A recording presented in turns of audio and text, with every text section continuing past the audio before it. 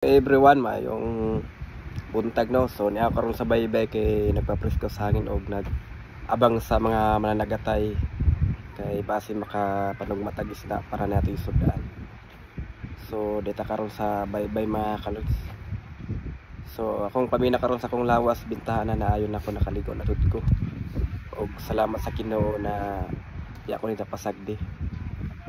So thank you kayo God. Ikaw na among mahal sa kinabuhi. Ikaw na among dalampanan. So mga kalos, atas baybay karon nagabang ko sa mga managatay kay base makapanugmatag isda no, para makalibre ta og sudan.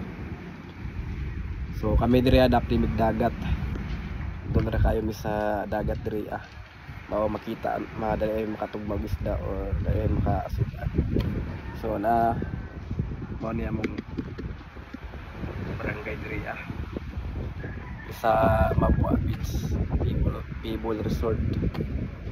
So mao ni diri So pasensya na kayo na napagaw ko kay na wala pa nawala akong ubo, pero ako hilanat na wala na ang ubo lang nagpabilin. So salamat po sa akong mahal. Unta mahal, mag-amping ka kanunay ha, hindi ka magpa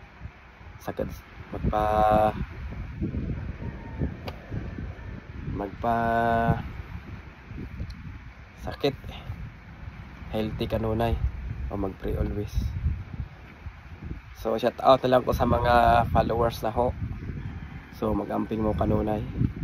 So salamat kayo na naagyapon mo nagsuporta na ako. Shout out inyo mga followers and viewers. So salamat sa inyong suporta kanako. So pinirahan ko ito ba kong video mga kalods, amping ta kanunay o magpalita always. So napay maabutan na bagyo karon na adlaw guro or ugma,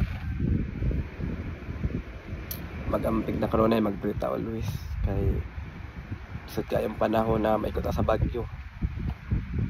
Para sa Cebu ligo sila ato sa tabangang pagampo na muba mabangon ng Cebu. So mga kalos, tara, let's go.